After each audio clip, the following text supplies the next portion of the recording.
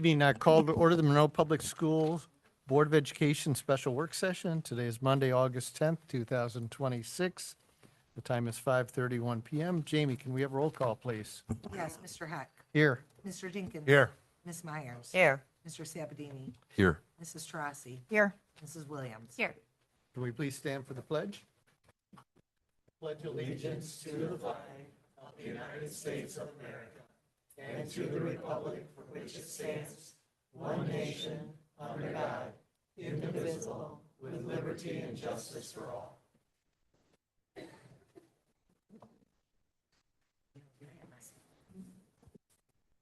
Before we begin, please note that the meeting is being live streamed and recorded.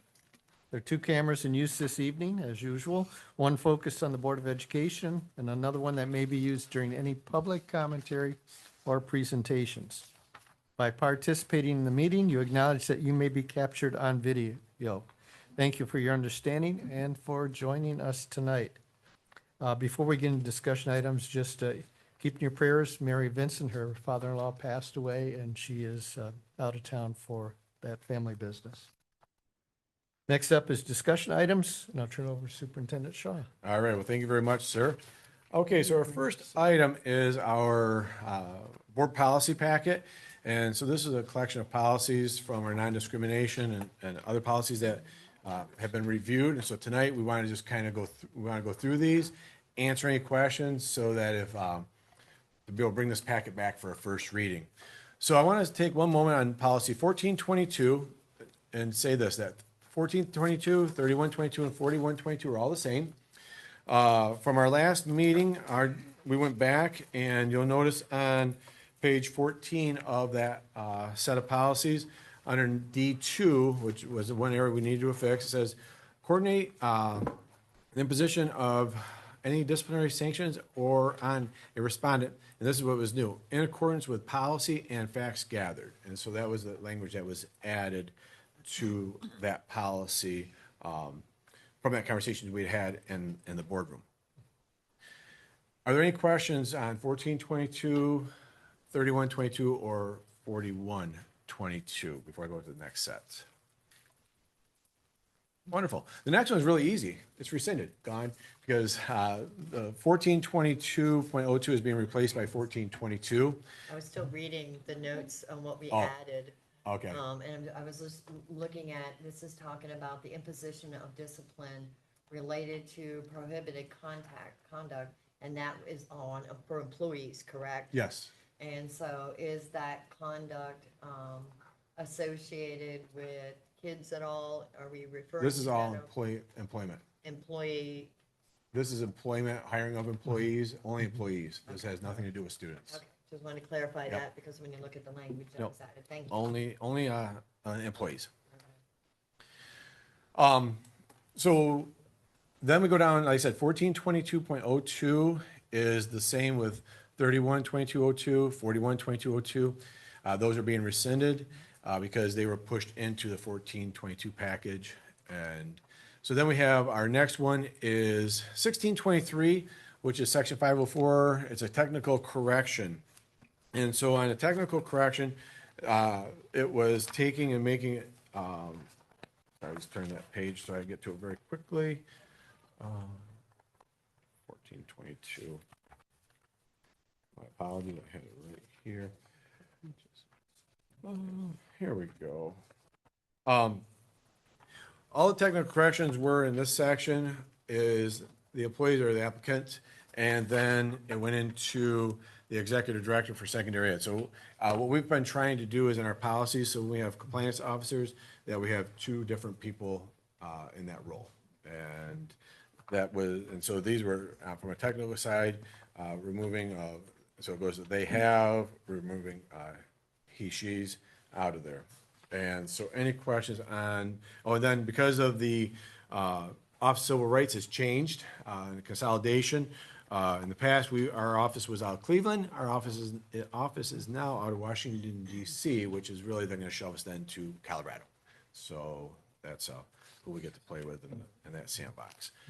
And then that last one, 1662, anti-harassment is being rescinded because that's part of the 1422 set of policies. Any questions in that first section there? Okay. And our next section, 2210, is curriculum development. This one was updated to, with the latest changes for the People Accounting Manual. And it's basically that, in that last section, approved courses. And so this is the requirement that the Board of Education has a list of approved courses, which are, if you look at anything we offer through Monroe High School or virtual, that's our approved courses. So this is something that is now being requested or being directed by the People Accounting Manual. So this has to be in a policy. So I want to take a moment and answer any other questions I can. Okay, Zoom. You Yeah. did that super fast. Just get into the curriculum one. On 2210, only because it came up while there's a board meeting. Yep. Mary had brought it up as looking at the language of the policy. So I figured now would be the appropriate time to address that because we have not addressed that once it was brought up at the board meeting, as far Correct. as I know. The one thing I notice in this is that, the Board of Education recognizes that we have the responsibility to this end. The curriculum shall be developed, evaluated, and adopted on a continuing basis in accordance with the plan for curriculum growth established by the superintendent. And when you look at this, this is all written that the superintendent is responsible for everything related to curriculum development. Because our understanding was that the board has a say in the curriculum that is in the school. And so the language was, no, you don't. That's something different. So in the clarification of the policy, if we look on page 2, on the back side of it, it says the superintendent shall make progress reports to the board through the Board of Curriculum meeting. So we used to have curriculum committee meetings, and they were very beneficial. We talk about successes, didn't we? They would talk about what was doing good in the curriculums, what was failing, what was not working. So it was a constant communication with the board through the curriculum committees. We don't have that anymore. I think we should have them because I think we really should be informed of how the success of the curriculums are going rather than at the end of the year. Our policy states, and it has stated since we've been on the board, that we should go through a board curriculum development. So if we're going to keep that in there, as is suggested, then we need a board curriculum committee, which I'm all good with because I think it was effective when we did it. We should probably follow the policy. That's what the policy states. And I think we should. I think those committees were effective. We had policy committee, we had curriculum committee, there was finance committee. There was, you guys. But that's where we've moved it into more of the board of the wholes because one person might be showing. Yeah, but we don't talk about curriculum now. They used to talk about it like once a month. I would say though, we talk about curriculum all the time. We have Andrea in 3-4 times a year. That's all curriculum. You got your testing in there, but you're still talking curriculum. We talk curriculum on language arts, talk curriculum on math. So Superintendent will make it progress. is not the way it was done prior to when we stopped having committees. What I'm saying is, our policy says we have a board curriculum committee that you report to. We don't do that. So we either A, have to take it out of the policy before we approve it, or B, do a curriculum committee. I think a curriculum committee would be maybe good in the way that we did it before. They did it before. I think there would be some value in that process. Maybe not, maybe more on a, let's say if we were looking at a quarter, maybe once a quarter for sure, maybe twice if we really felt that, but I think it just gives us an idea to, you're correct. Andrea does come before us. We talk about Envision and HMH and those things, but it might be nice to dig down just a little level deeper, to just kind of hear what, like, back to Darla's point, what's successful, what's not successful, what's working. And in that environment, it's a little less, maybe spotlighted, a little less attention where we can do that. So I do see some value in that. A lot of, we hear a lot about the basics, math, the literature, the HMH. we don't hear much about the other curriculum choices, which, even social studies, history, very, very little attention paid to that. So Yeah. we could kind of rotate in what subjects and what grade levels. So maybe every other month, so we can ensure that that's only 6 times a year. But again, if our policy states it, we should have been doing it because the superintendent shall make progress reports. Well, we have not got any progress reports through a board curriculum committee. That's a true statement. I didn't know we had one, but out of curiosity, do you remember who was on the committee? Was it strictly board members? Was it community members? Right there's the boss lady. She can tell us. So that particular committee was led by myself. And then we had 2 board members that were representatives on that committee. We often had teachers, principals who came in as guest speakers. They might talk about the things that were happening curriculum-wise in their buildings. We would talk about staffing positions that supported students who were struggling. We would talk about in-depth any curriculum purchases or textbook changes. It just kind of gave us that time to focus on those, and everything ranged from physical education to science, social studies, ELA, math. I know Darla and Tom attended a lot of those as members of the public. If I remember, that's when you had the big book purchase that we reviewed that book list. So like Terry would be here and at minimum 2 board members were supposed, Julia, I think Julie always. Yes, you're Julie was correct. always there, and every board member's invited, Right. but the whole idea is to have at least 2. There were 2 designated board Oh, were 2 members. designated, okay, that is information. And we used to come to the meetings, because that's where we would find out all kinds of stuff. We would know a lot about what was going on, how things were happening and whatnot. It was very informative. Do we know when and why that stopped? I think we switched to a different structure in terms of presenting curriculum things to the board as a whole, as opposed to just 2 committee members being there to hear things. Well, the committee reported the information back. So to Tom's point, right now, everything that we do in curriculum is ELA and math pretty much. The committee, to what she's saying, allowed and provided an opportunity to do that. So then the board members could come back and give a report. This is what the curriculum committee talked about. This is what one talked about. This is what went on, and so that the board's informed of what went on. Yeah. I thought they were effective sitting in the audience, so. But I think the intent was, as Andy said, was to get the whole board involved. So do it during the work session. We don't. We Well, only do ELA and math. Yeah, right, we do it to a certain, Yeah. it's limited, Yeah. limited focus. So if you do once every other month, maybe Yeah. something to that point. And rotated to different subjects.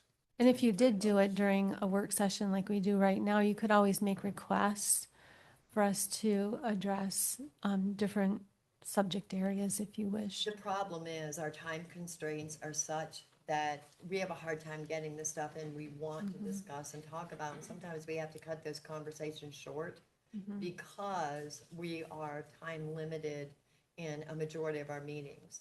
So, curriculum is only the focus on that. So again, I point it out because it's in our policy, we either are going to do it or we're not.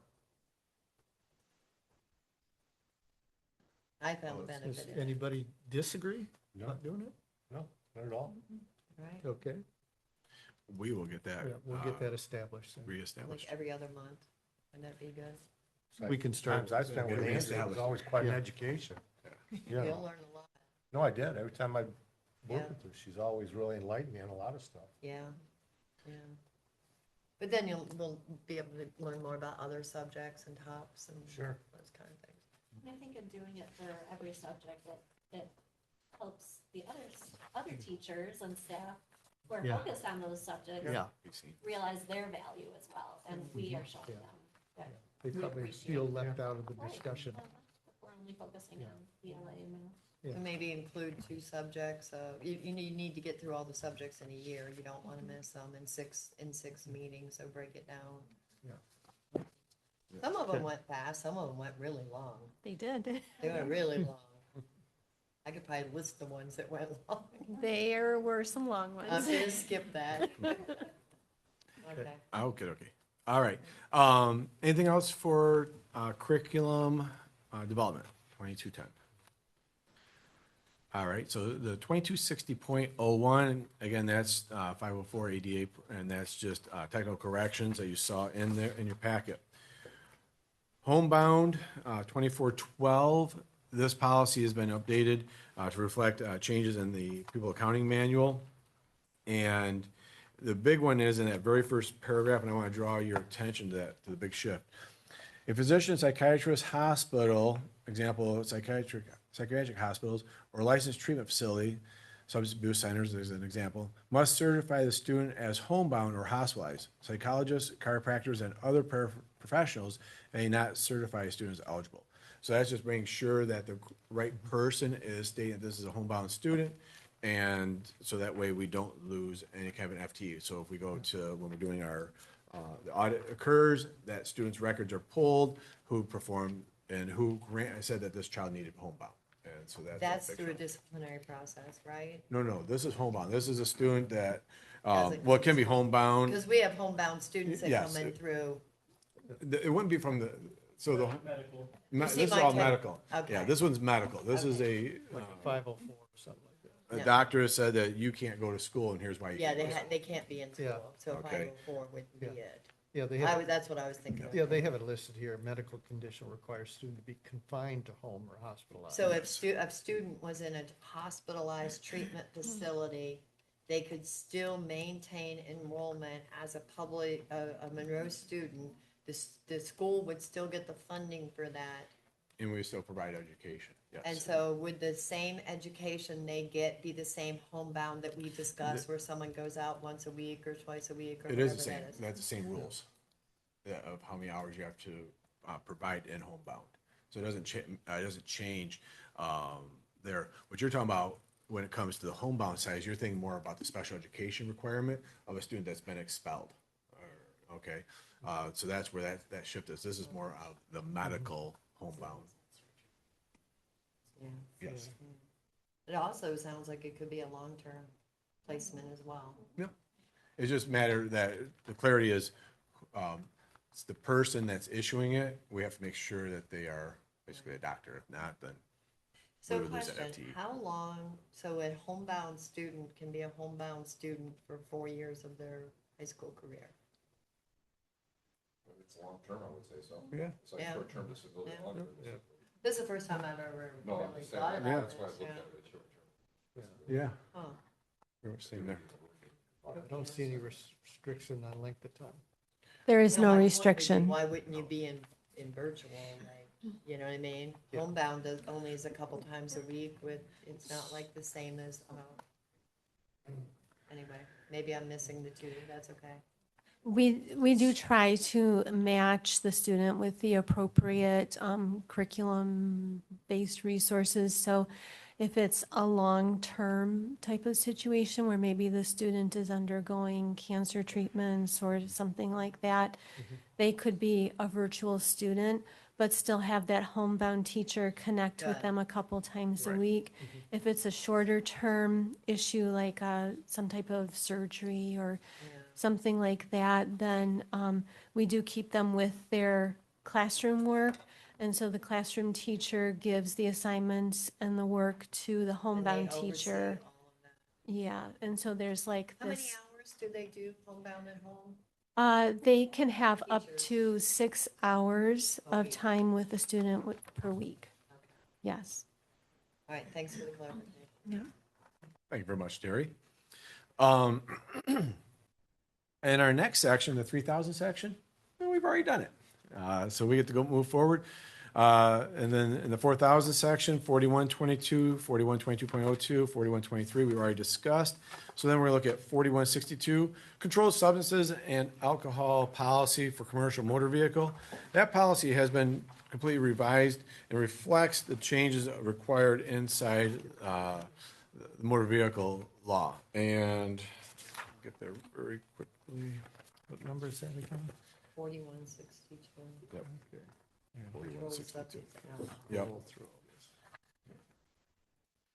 There was a lot of stuff out of it. Yeah, that one. And that was all, again, that whole policy, just read the red box to you. This policy has been revised to reflect the statutory and regulatory changes to the return to duty process as required by the Federal Motor Carrier Safety Administration, include evaluation by qualified substance abuse professional, education, and other treatment, and follow-up evaluation. This revision should be adopted. And so this is just, they literally took everything that had been passed and brought it into this policy for any requirement. So with that, it's, again, that's policy 4162. So if you flip further back in your policy section, it's going to be about 20 pages left in your policy packet there. What number are you on? That was still 4162. Yeah, I think so. Oh, here it is. And you say the language of that, like the testing and everything, is state mandated. This is, yeah, we don't have any control over I just DOT. wanted to make sure. that- Yep, State or is this? This is that's federal. the Federal, yeah. this is all Yeah, 'cause federal. I was looking at Yeah. this, Oh, okay. Oh, as far as the substances. drug and alcohol Yeah. testing. Yep. Yeah. I just don't know how you're handling a marijuana test. That's Well, difficult. You fail and you're a bus driver, you're no longer driving. I mean, it's pretty simple. So that's, you're carrying that license, you've just lost that license. So that's basically how that would go. Your 4362 anti-harassment, that one has been rescinded. And then now we get over to 5120, assignment within the district. So these were ones that I know we'll probably spend a couple minutes on. So this is right in the very back of your guys' packet. I'm not kidding when I say there's only about 10 pages left in that packet. So if you're looking at it, this is 5120. This policy has been revised in response to U.S. Department of Education's specific focus on Title IV and race in response to the United States Supreme Court's decision of students and fair admissions versus Harvard, which prohibits preferential treatment. And so, yep. So this is, but it gets into the assignment within the district. It's only a single page, and it's removal of letter D, the need to maintain racial and ethnic balance. I And didn't so. know that was in there. I know Yep. that sounds terrible for me not to say that. So it really gets into that. We look at so we have 5 elementary buildings where we cannot try and make sure we balance our buildings accordingly, okay? I think that's the gist there. If you go to the next policy, 51, So sorry, the 52. policy says the superintendent or designee shall assign incoming transfer students to such schools, grades, and classes that may afford each student a great likelihood of realizing their fullest potential. So that says you can assign students where they need to go. So we have our boundaries that are already predetermined, then we have an intra-school district of choice program for parents to sign up for. But that makes it sound like it doesn't even include like the boundaries, like if you want to place a student outside of their designated zone, like y'all did, I mean, there would have to be a way that would have to be, you can't just say, okay, you're a Manor student, but we don't think you're gonna succeed at Manor, so we're gonna make you go to Raisinville. I'm just reading that and understanding what Yeah. that means. A school can do that? They can tell a parent that you have to go to a different school? Because this says the superintendent or designee shall assign incoming transfer students to such schools, grades and classes, and may afford each student the greatest likelihood of realizing. I'm just understanding, I'm just trying to see where the boundaries go with that, that's all. So that's really, Because you said we Like- can't do that, and the policy says you no, can. no, letter D we can't D. do. I know that, we can't. So when it comes to this policy, in our school district, the superintendent or the district has established the boundaries. So that's what was established, Shouldn't it say with the that, program. within boundaries? I mean, why do, it makes it sound like you can But kind then of it's put also- people wherever you want. You can, because if we don't have, if we have a special education program at Custer that we do not have at Raiseville, you're going to assign them to Custer. Yeah, that 'Cause you're doesn't not gonna say assign- that, this says any, this says, No, that's what this means though, is that if you don't have They that assign program, a student. a student. A student. shall assign incoming transfer students to such schools, grades, and classes may afford student. I just thought we followed the boundaries, and then if we couldn't meet the needs within the boundaries, then the parents had the opportunity to choose which school district had those, opportunities. I'm just, Yeah, so the parents do have, can apply for intra, Yeah. district school of choice. this in the other doesn't buildings. say you have to follow the boundaries. It's assignment within the district. It doesn't say boundaries anywhere. So what policy are the boundaries in? I'm just throwing it out there in case you know. I don't think there's probably. It should be somewhere that says the You don't school have- sets the Darla, you don't have boundaries to have of the a policy district, and for- each student that comes into the district would follow those things. Like, I'm just asking, it's a policy written, I want clarification on the policy. What does that mean? And this one right here you're referring to? Like I said, when it's talking about here, shall assign, it's really meaning that if there's a student that has a particular need, that they live inside the geographic area that, that in our K-4 buildings now, and we cannot provide that service, then we're going to assign them to another building. But they stayed in their district boundary. I'm just wondering where that is. Can you reread that again for me, Darla? I don't Yeah. have it in front of me. Yeah, I the think, I'm gonna skip the designee. The superintendent shall assign incoming transfer students to such schools, grades, and classes as may afford each student the greatest likelihood of realizing each student's fullest educational potential. so I interpret that as a little bit broader. Like when they talk about grade level, like right now, I've been working with some families who are coming from other school districts whose child is 7 years old and they think they want them to be in third grade. And age appropriate placement for that child would be second grade. So I think, and then like classes as well. So when they go to the high school and we're trying to make sure that they have the courses that they need for graduation, the number of credits and so forth at Monroe High School, we assign them the correct classes so that they can graduate on time.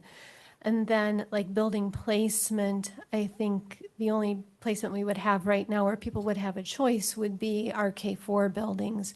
And so some families do have some preferences, some things that they're looking for.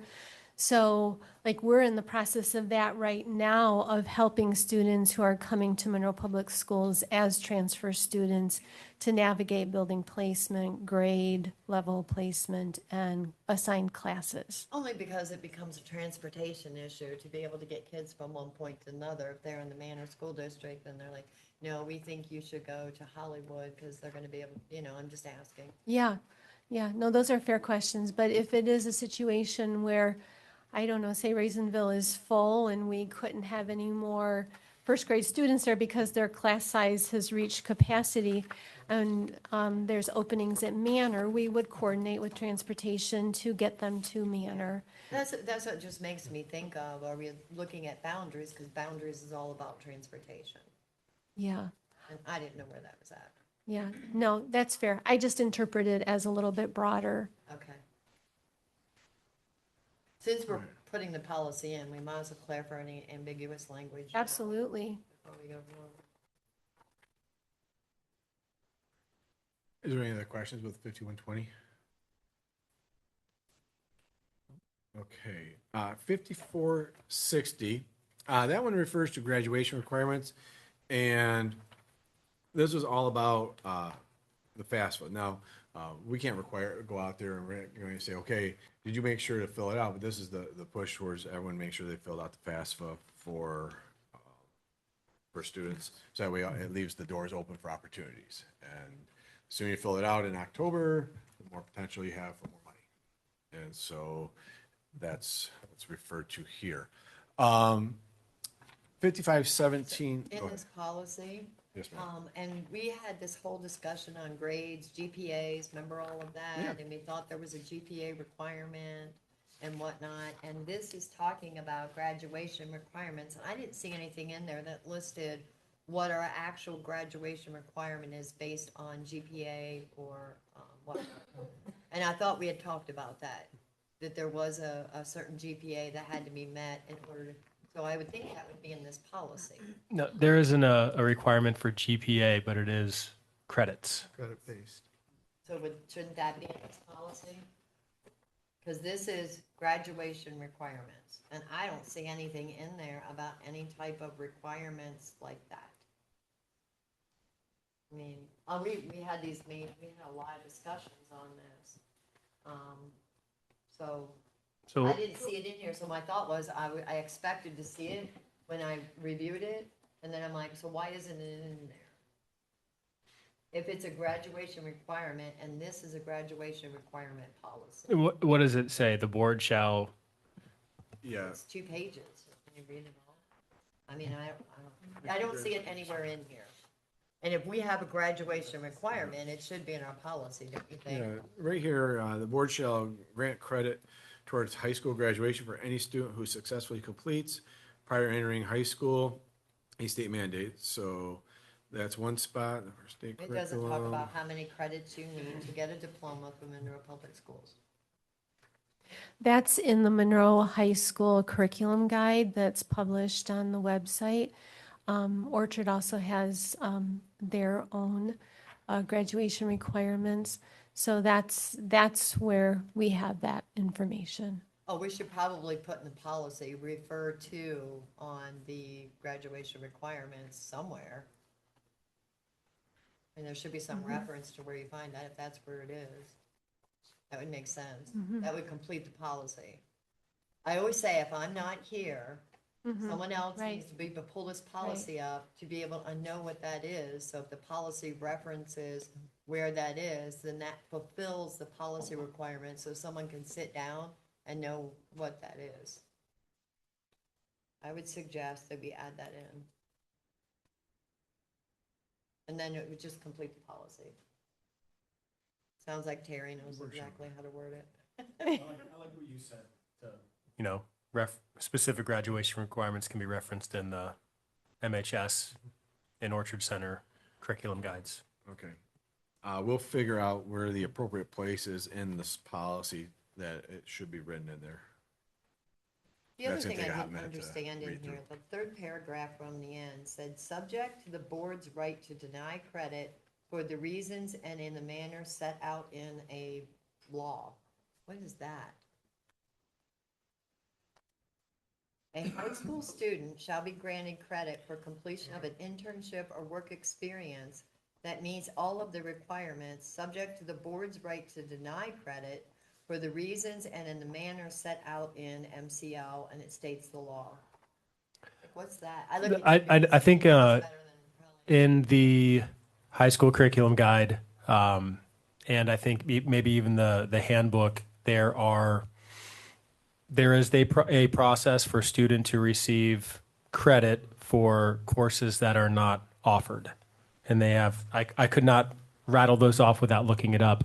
But it lays out the protocol for the high school to award credit for, the student is fluent in Chinese because they lived in China for X amount of years. The high school could possibly award foreign language credit. So how does the board have a right to deny any credit? I don't even know what that is. We've never brought anything up to approve or deny a credit. If we don't do it, it probably shouldn't be in a policy. This is only referring to an internship or work experience. I understand That's what that, the but section refers to. if And we're supposed to deny a right to deny a credit, we've never done that. I don't even know what that is. So so again, it would be this, as if are another we not school, following a policy, or what is the Well, maybe policy? we've never had the instance. I'm asking. yeah, it would be, That I know of, but how I'm seeing this one very quickly is that Andrea is transferring in from another school district and has has internship credits on her document. At that point in time, on her transcripts, at that point in time, do we grant those or not? Because we may not grant internship credits. And at that point in time, we would deny those credits. So you bring that to the board? This says the board. So, for the reading here is that the board's right to deny, so the board would already establish that that's not part of what we grant credit for. And so then she would have she could then come back with an appeal. So she's not bringing it to you. It's one of the things that's already been established that that's not part of Monroe Public Schools credits towards graduation.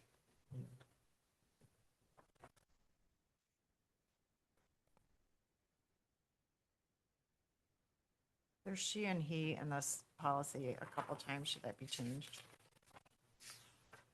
You know, We changed his and hers. yeah, we can go through there and clean that one up very quickly. Oh, there was one, I saw some technical corrections. I don't know if I marked them. So on this policy, everyone, we'll make the two adjustments right there, Okay. the she and he's, and we'll also, the language in regards to reference to the high school student handbook. And so be in here, that'll be pushed out to you ahead of time, so that way you saw it, so that way it could still go for a first reading. Otherwise, we'll have to pull this one out and bring it back to you. So, be looking for that from us, please. Okay, so our next one is bullying and other aggressive behavior towards students, 5517.01. This policy was revised to include the definition and additional components included in the latest version of the Michigan State Board of Education's model anti-bullying policy. So on this policy, you're going to see that there was some things in green that we said, as a group when we were working through it, said, no, we're going to simplify this. And so again, noticing the time of the hour, I want to make sure, are there any questions that need to be brought out on things that we just struck out, said, no, and trying to make it, the group that just a lot of work trying to just make it very clean and clear. I want to draw your attention to how we made it very clear. If you go to the second, to the very last page, they had embedded the word hazing into another section. We said, no, just please refer to this policy on hazing, because we had a separate policy on it. Same thing came for harassment. There's a policy on harassment. Just go to those policies directly rather than pulling languages in there. So this policy was recrafted quite a bit to be more, what I would argue to be much more clear. On page 3, at the last bottom of the green, which is not struck out, there's, I'm gonna, it says consequences for student or staff member, and then it goes on to say remedial measures shall be designed to, and there's nothing chosen that I saw. It made it look like there was something that should be chosen, and I don't see anything chosen.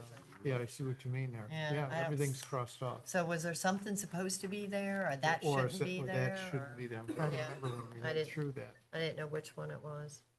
I'm betting, we will take a peek at I that. think that last half sentence should be crossed out. Yeah, that's, my guess is the same thing there. That's what I'm I thinking. know we had talked, I we should've brought caught mine. one spot where, Scribbled up. when it transferred Yeah. over, I there are brought some strikeouts that were not coming over from the board real docs that strikeouts. I left it. Neolo uses with us. These are just- Appreciate that catch. Yeah. Also on page 4 out of 5, if you go down to bullying as conduct that meets, look at this, look at whatever that word is there. A, N, V, and, oh, is it and? I don't know what that's, Oh, it's supposed to be just, bullying is any conduct that meets any of the following. Yeah. Yeah, it's hard when the green. so that is any? That's why I'm holding Is that back so far. corrected? It's Okay. any. I just want to make sure that was in. And then on letter E, again, it appears that nothing's chosen.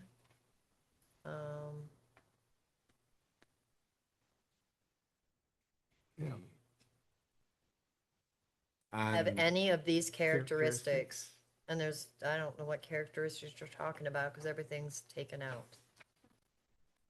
Right? Yeah.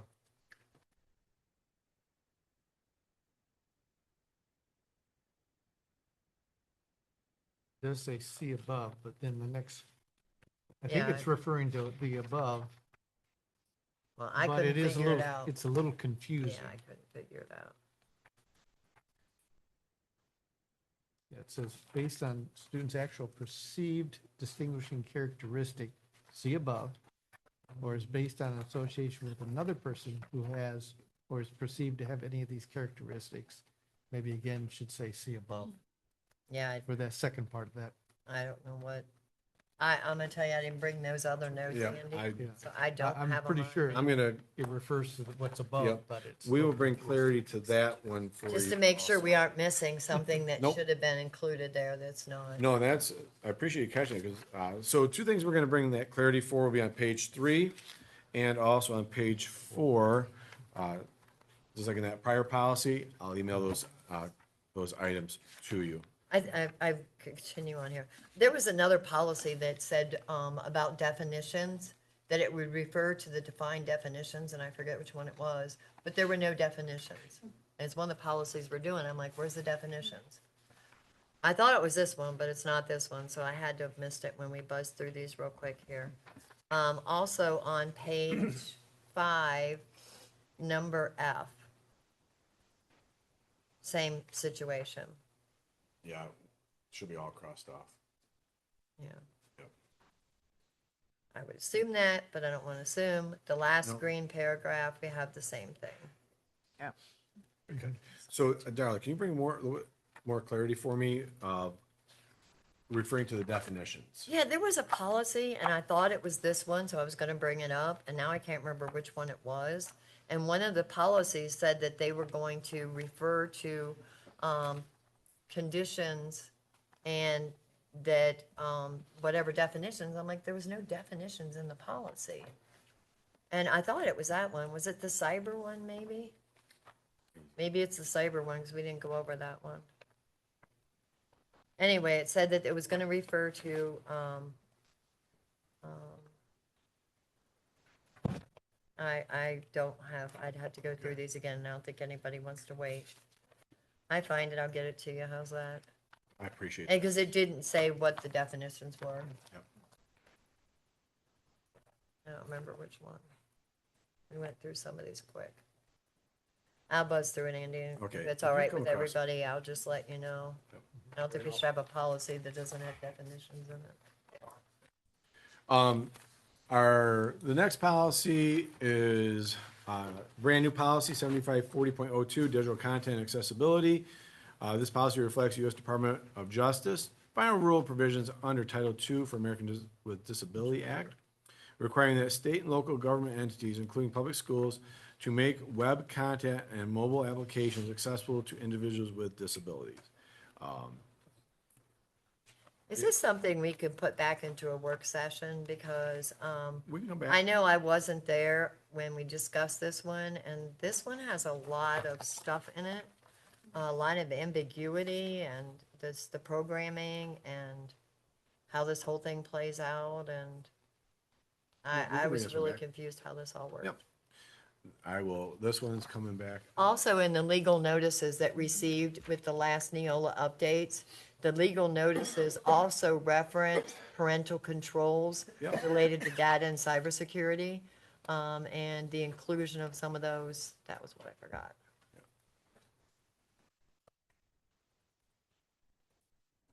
Thank you for your patience, everybody. So just go back into work session 7. Yeah. Yeah. Okay, yep. All right, and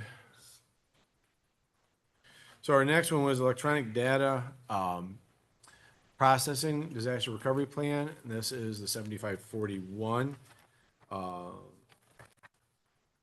So that one, I'm sorry, is Wait. being rescinded, and then they've, go ahead. Didn't we just do policy 8305? We haven't gotten to it yet. Oh, that was a policy I was referring to. We did 754002. Digital Sorry, content. I Yeah, jumped that was a all the brand way new one. through. Oh, digital content's the same thing. Yep. Both of those policies Yep. have the same, That's fine, we'll pull both. yeah. Yeah, this one has the same issues too.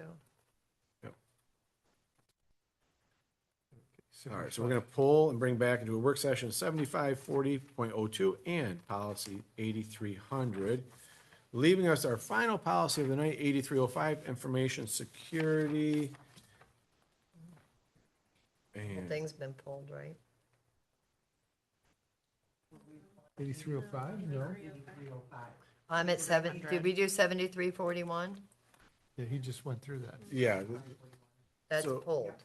yeah, 7540.02 has been pulled.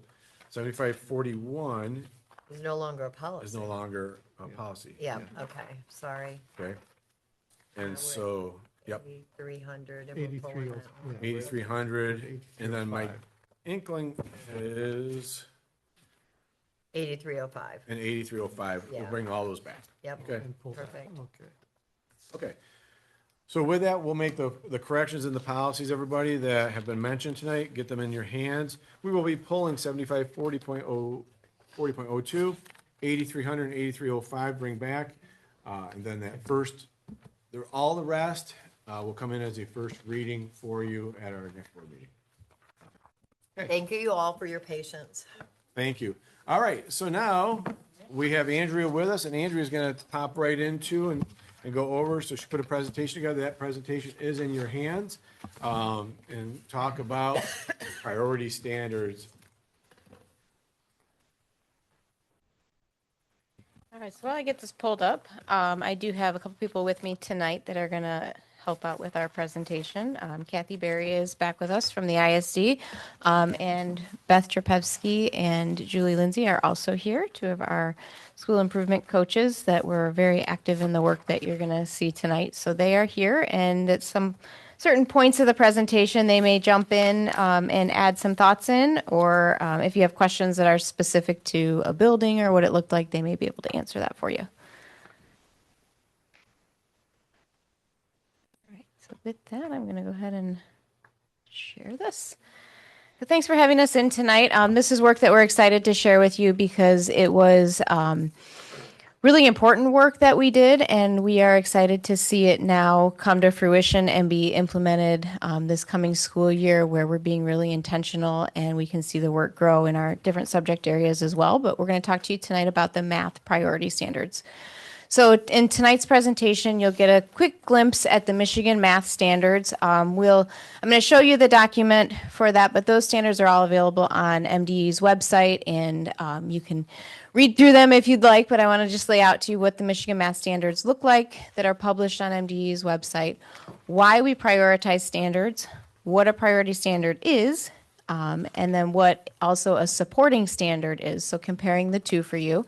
How MPS identified the priority standards that you see on our document that I'll share with you, and how we went from those standards to curriculum and assessment. So you see how all of those things kind of tie together. And then we'll review the progress that we've made and what those next steps look like for the upcoming school year. So to get us started, like I said, Michigan has a set of K-12 math standards. And those math standards outline learning expectations for students at each grade level, K through 12. They're intended to guide your curriculum development and implementation, and they serve as a platform for those state-level assessments. So when we're talking to you, we're bringing state-level assessment data to you. Those Michigan standards are measured on that, on our MSTEP, on our SIT, on our PSAT. And then they define what our students should know and be able to do at each grade level. So just to give you a quick glimpse how a math standard is broken down, how we would read them. I'm going to try to zoom in here for you real quick. So again, our standards define what our students should understand and be able to do. And then there are clusters, and those are groups of related standards. And then we have domains, which are the larger groups of related standards. So as an example, this comes from number operations in base 10. So you'll have, I'm going to zoom out so you can see a little bit better here. You have a standard, uses place value understanding and property operations to perform multi-digit arithmetic. So you have a domain that's up there, 3.NBT, that's number and operations in base 10. And then you have your standard that's in bold, and then you have the cluster underneath it, which is outlining what students would be able to do. So there's multiple things that fall under that standard. Each grade level has a set of standards that look very similar to this, that are broken down into a domain, the standard, and then the cluster underneath it. Can I ask a clarifying question? Is this Common Core or not related to Common Core? I just saw a reference in there, I'm just asking. Yes, we have. Okay, so again, there's all, and you can, this document again is linked. We're not going to go through this. One of the other things that you'll see that we also have, and I know these are in our math texts, our curriculum textbooks that we have, the standards for mathematical practice that are woven in. So these are practices that we want students to be able to do their proficiencies and processes so they make sense of problems and persevere in solving them. We want students to be able to reason abstractly and quantitatively. They construct viable arguments and critique the reasoning of others. We have students modeling with mathematics, using appropriate tools strategically. So when we talk about what tool would best fit this situation, we look at how students use those different tools. They attend to precision, look for and make sense, make use of structure, look for and express regularity and repeated reasoning. So those are our 8 mathematical standards of practice. And you'll see those woven into everything. So these, again, are part of everything that we're doing. And then underneath it, we have our standards that fit into there. And I know Kathy's been very big in those standards for mathematical practices. So if you have any questions about those, I'm sure she could answer those for you as well. What grade level is this? Those standards for mathematical practice are for everyone. Everett. And then there are, this document, if you do go through it all, will then break down for each grade level. So you'll see all the way from kindergarten through 12th grade. So you'll see in kindergarten, what should students be able to do? So instructional focus, here it'll break it down for you. In kindergarten is 2 critical areas: representing, relating, and operating on whole numbers initially with sets of objects. And then the second thing is describing shapes in space. So then you break down as you scroll down. You'll see that similar structure of, you see the math practices are part of every grade. And then you'll see again where it gives you the grade and it gives you that, you see the standard, you see the cluster underneath it, and you see the domain. So every grade level is broken down like that. Does anybody have any other questions about the math standards before we move into then the prioritizing piece and why we would do this? So if we have all of these standards already here, why are we prioritizing? Why are we doing this work? So hopefully, as you can see, there are quite a few standards here. So come back to this. There would have to be because you're looking at K through 12. You're looking at K2, but in each grade level, there are quite a few standards, and underneath each of those, there's quite a few clusters. So why would we prioritize? One of the reasons is for time and viability. So we leaned in heavily to some research from Larry Ainsworth. So you'll see some pieces pulled from his work throughout this presentation. As you know, viability means ensuring that our articulated curriculum content for a given course or given grade level can be adequately addressed in the instructional time available. So what we need to consider, and this is from a study that was done by Larry Ainsworth, when we think about the instructional time that students are with us, approximately, and this is approximate, we know our students are with us for longer than 5.6 hours per day, but we also have to factor in all the other things that happen throughout the day. So 5.6 instructional hours per day times 180 days would equal 1,008 hours per year. And if we take that times 13 years that a student is in school from K-12, you come up with 13,104 total hours of their K-12 instruction. But to adequately teach all of our standards and benchmarks across all subject areas, our classroom teachers would actually need 15,465 hours. So there's clearly a problem there. There's more standards and benchmarks than we have instructional time to teach. Not saying that we're not covering all standards, but to cover all standards with the equal depth and the same amount of emphasis placed on every single standard, we don't have enough hours to do that. So prioritization helps us to make intentional decisions about where students need the greatest depth and emphasis within the standards. So when we're thinking about our standards, we ask ourselves two questions. Are all of our Michigan K-12 math standards in elementary, middle, and high school grades equally important for students to acquire in order to be ready for the standards at the next level of learning? And will the length of the school year prior to our state testing afford teachers the time that's needed to adequately teach, assess, if necessary, reteach, and reassess students on all of the standards? And if the answer to either one of those is no, then prioritization becomes our option, our logical option.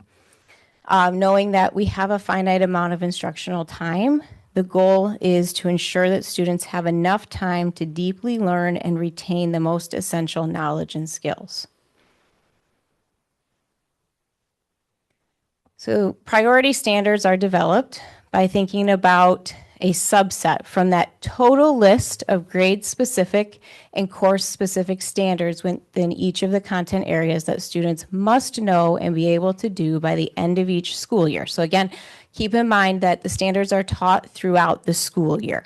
So when we identify priority standards, we're saying that a student needs to know and be able to do this standard by the end of that school year. So students develop and master skills at different times and different points throughout the school year. So these priority standards are meant to be a year-long progression that students will master by the end of the school year. And these are the standards that they need in order to be prepared to enter the next grade level or course. So again, for priority standards, these are not the only standards we teach. I'm going to emphasize that quite a few times throughout the presentation. We will teach all of the standards. All of the standards for each grade level are represented within our curriculum. And you'll see that when you look at our maps, that every standard is touched on. But there are some that receive priority. So the priority standards are ones that we're guaranteeing that all students will know and be able to do at the end of the year. So these are the ones that we're saying to teachers, these are priorities. We need to do everything possible, everything that we can to make sure that students are proficient in these standards by the end of the school year. They're the standards that our common formative and summative assessments will be written around. So our formative assessments are those assessment pieces that we give along the way to measure that learning that's happening as we go.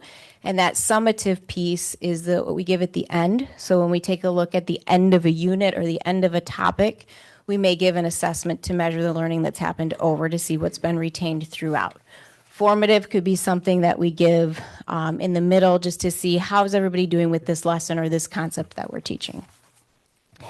And then based on that, these priority standards serve as a platform for where we give additional time and support for students who haven't yet mastered them. So when we talk to you about intervention that happens during the day, when we talk to you about extended day programming, summer school programming, the emphasis is going to be on those priority standards. So providing instruction and intervention around those priority pieces. And then we will offer extensions and enrichment for students who already have mastered them. So we will have some students who demonstrate proficiency early on. So we need to think about how do we meet the needs on both ends and provide enrichment opportunities around those standards. Again, they do not represent all that we're going to teach. We're going to teach all the standards, but they represent a minimum a student must learn and be able to be able to reach those high levels of learning. So we have priority and we have supporting. Supporting are the other standards that connect to or enhance our priority standards. They're taught within the context of the priority standards, but they don't receive the same degree of instruction and assessment emphasis. So when we look at our assessments that we're giving students, these may be woven into another, some, and I'll show you a visual in a moment where you'll see the difference between a supporting and a priority. So yes, we teach them, but we're not spending maybe the amount of time or the depth on those supporting standards. And our identification of our priority standards leads to what we refer to as our aligned, guaranteed, and viable curriculum. What that tells us, what it means to have aligned, guaranteed, and viable curriculum is that No matter who teaches a given course or grade level, we're going to guarantee that the topics identified in our curriculum will be provided in every class. We guarantee that the content teachers are expected to address can be taught and learned in the time that they have available to do so. And we guarantee that every student in every class, every day, will be taught those same essential knowledge and skills. So when we think about a student who's attending Hollywood, a student who's attending Custer, a student who's attending Manor, they're receiving those same instruction around those same priority standards. And that content that we're expected to teach can be done in the time that we have allotted. All right, so this is where it gets fun. This is where I would invite anybody to jump in because we started our work with identifying priority standards. This is the visual that I think kind of ties it all together. So the priority standards, when we look through our list of Michigan content standards, we look for the ones that are like those fence posts. So when we have a post, it's the anchor. So it's something that without it, the rest doesn't stay up. So we absolutely know that that is foundational and we need it. It anchors a unit, it anchors a learning. And then we have those other standards that fall underneath that are more supporting and that are like the rails. Doesn't mean that we don't need them to make a fence, but we definitely need those posts, otherwise those rails aren't staying up. So they connect the posts and support the fence. So everything connects, but we see some standards as having a priority. In order to identify priority standards, we use what's called the REAL criteria. And that stands for readiness. So how critical is this concept or skill for the next level of learning? We think about endurance. Will the student use and apply this concept or skill repeatedly throughout the rest of their schooling or even into their daily lives? Is it assessed? So when we take a look at our state assessments, to what extent will this concept or skill appear on national, state, college readiness, or career readiness exams? And our state assessments give us a pretty good guide as to which standards they prioritize or which domains are being prioritized. And then leverage, we think about to what extent does this concept or skill cross disciplinary boundaries. So for example, if a student's talking about volume, it's not just showing up in math. It's going to show up in science. So we think about that standard and is it important for a student across the day to know? So using that real criteria, the process started in our buildings. This was not something that we sat down just as school improvement coaches, myself and Kathy. We talked about it. We studied priority standards. We learned about it. And then the coaches took this back to their buildings. And throughout their data studies, they worked with teachers. They pulled them in by grade level, and they used that real criteria. So they went through with them that criteria that was just on this previous slide, and they asked them, they printed off all of their standards for their grade level. So for example, fourth grade teachers at Hollywood, fourth grade teachers at Custer gathered together with Beth, they gathered together with Julie, and they looked at all of their standards, all of those math standards for their grade level. And they had the real criteria, and they checked off, is it a readiness? Is it endurance? Is it assessed? Is it leverage? If they checked 3 out of 4 of those, the R, the A, E, the A, the L, they said, I think this is a priority. They did this independently, so the teachers sat down, they didn't like that because they wanted to talk about it right away. And they'll tell you, like, they were like, why can't we just talk about it right now? And it's important because as they're looking at standards, they're complicated. I'll tell you, the hardest one is probably kindergarten. And you think, oh, kindergarten's going to be easy. It's not. It's really hard when you look at it, not only because you want to say, well, it's all important. You can't do anything. It is all important. But when you start to break them down, you see the connection and you see, well, I can't do this unless I can do this. And if I can do this, I should automatically be able to do this other one. So when teachers were able to sit down, they were able to read the standard, try to make sense of it. They actually broke it down into saying, well, what is this standard asking us to do? What are the nouns in here? What are the verbs? What would it look like if a student was actually demonstrating proficiency on this standard? And they did this by themselves. So everybody had a rough copy of these are the ones I think are the priority. And we broke it down. So I want to say there were probably between 30 and 36-ish standards that you would be dealing with, and we took it down to about a third of those as a priority. So which of those would be a priority? So in some cases, we were looking at having maybe 12 standards identified as the priority in a grade level. So once the teachers did this individually, then we said, all right, let's talk about it. So the grade level teachers, they like, oh, this is what I have, this is what I have. And they kind of bantered back and forth of, well, I think this one is, I think this one is, no, I think this one, I think that one. And talked about why they selected one over another. Some would say then, oh, and I see why you chose that, and I can see the connection with this standard. So every school did this and brought then back to a coaching meeting. So Beth brought back all of Hollywood's, Julie brought back all of Custer's, Amanda had brought back all of Manners. We had everybody come back and we said, all right, now let's look at them across the district. Let's compare how the fourth grade teachers at Hollywood, what did they say were priority standards, and what did the fourth grade teachers at Custer say were priority standards? Do we have similarities? Do we have differences? And so we sat in the front conference room for a few days charting out what the priority standards were that were listed, and where there were some that were very clear. Everybody said, yeah, that's a priority. And then there were some that we went back and forth. Is it, isn't it? Where does that, and that's where Kathy's expertise came in to kind of help us break down and truly understand what each standard was asking and how it was connected to another. So we sat down and we compared across those buildings, we charted those similarities and differences, and together we came up with a list of those identified priority standards. And then the coaches took those back to their buildings and they shared those with their teachers. And you guys could probably share a little more on what teacher feedback was around this whole idea of priority standards. But we reached a consensus and we created a list of all of our K-12 math priority standards. So the progression was kind of teacher expertise is where it started. We had that grade level collaboration. We had a cross-building collaboration, partnered with the ISD, and then we came up with a district consensus for those priority standards. Is there anything you guys want to add for what that work looked like in your building that I might have missed? I think my teachers started to get really curious because just the way our data studies are scheduled, we start our day at fourth grade and we move all the way down for kindergarten at the very end of the year. So right about like midday, they were like, well, what did the grade before us say?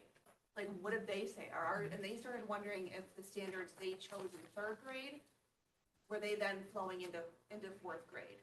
The first grade teachers like, well, the first grade teachers, what did second, third, and fourth grade say? Like, what are their standards? Because our standards need to flow into theirs. So naturally, they just started kind of thinking that we need this vertical alignment piece. So the standards aren't jumping all over the place. But they really enjoyed the process. They got very involved. They had lots of questions. Throughout the rest of the year, it was, well, where is that? Where is it standing? Do we have them yet? Do we know them? Or did we use the ones that we chose? Can we just use those for the rest of the year? So they're very invested. To piggyback off what you were saying, at Custer, we had groups from teachers from each grade level that came together as a group, and they looked at everyone from young fives all the way to fifth grade, so they could see the progression of, okay, this is when this is taught, so I understand why that's not a priority standard this year. Or they would say, they really need to know this for fourth grade, but then they realized that it was already a priority standard in third grade. So there was some overlapping there that they were able to have that conversation to see the progression of how it all flowed together. And I think them realize, and then I think most of us also brought it to like our resource room teachers. And said like, we're going to be working with those that have needs. What are your thoughts? What do you feel? But I think the teachers are understanding that when we think about our IE time and our small groups, that this is it. This is our small groups. These are our small groups. These are our IE groups.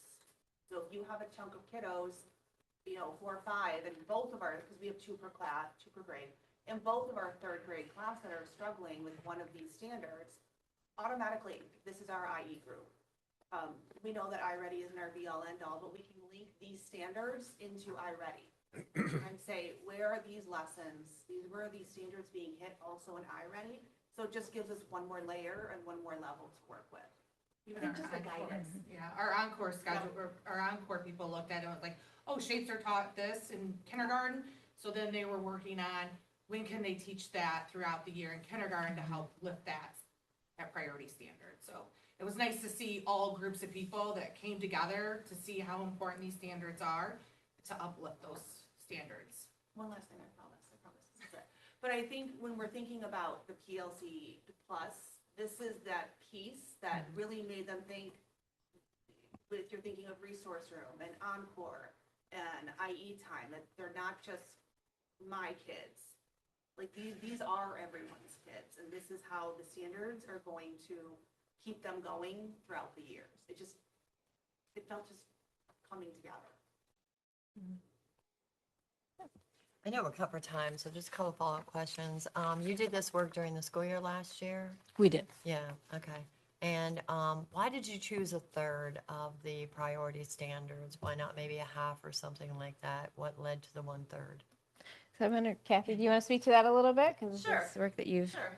and served. So, as Andrea said, each grade level already has a whole lot of standards. And so if we say priority, we mean that these are going to be guaranteed for every single student in that grade level. And to do that, that's going to require teaching, assessment, reteaching.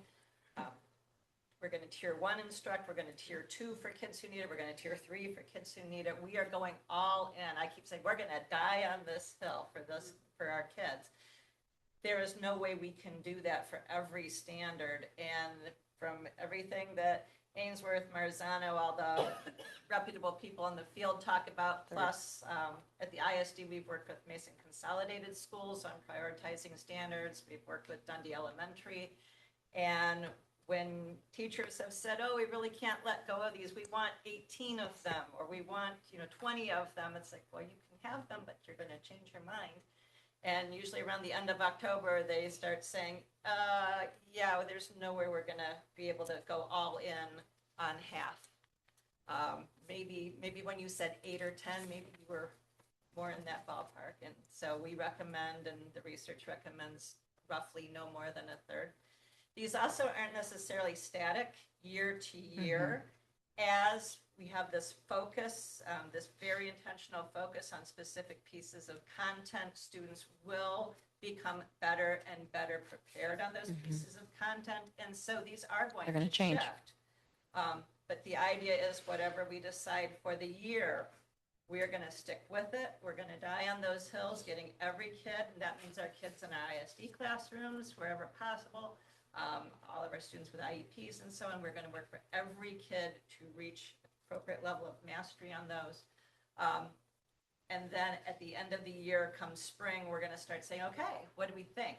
And maybe what we thought was a priority standard really Isn't. wasn't. Or our kids didn't need massive amounts of support for that standard.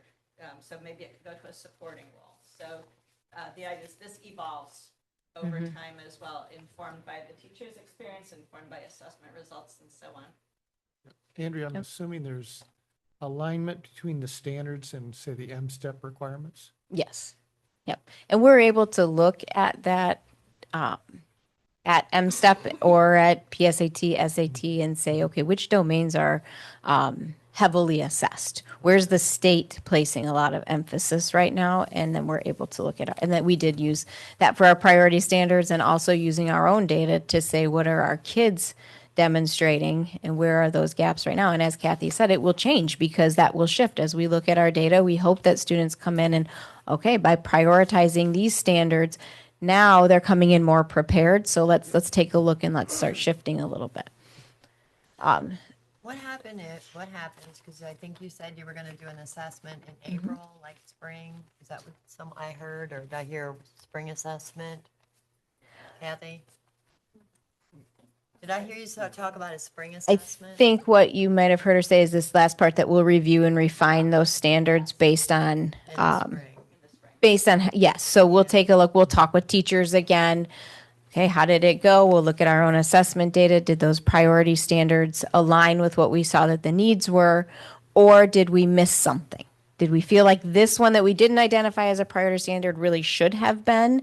Or did we identify a priority standard that we said, you know what, kids came in and they had a lot of knowledge of that. It's still very important, but maybe it's not the priority standard. So we will continue to You'll have review and access to the assess. documents, and I understand what they're also referring to is like, for example, the pacing guide, you may have said, okay, well, hey, I'm we're gonna show gonna, you that. for this particular standard, provide 8 days on it. Mm-hmm. Well, guess what? Come day 4, through the, because they have assessments, we've already there, so then next year they revise that pacing guide, go, okay, we can move this one here now because we have that skill.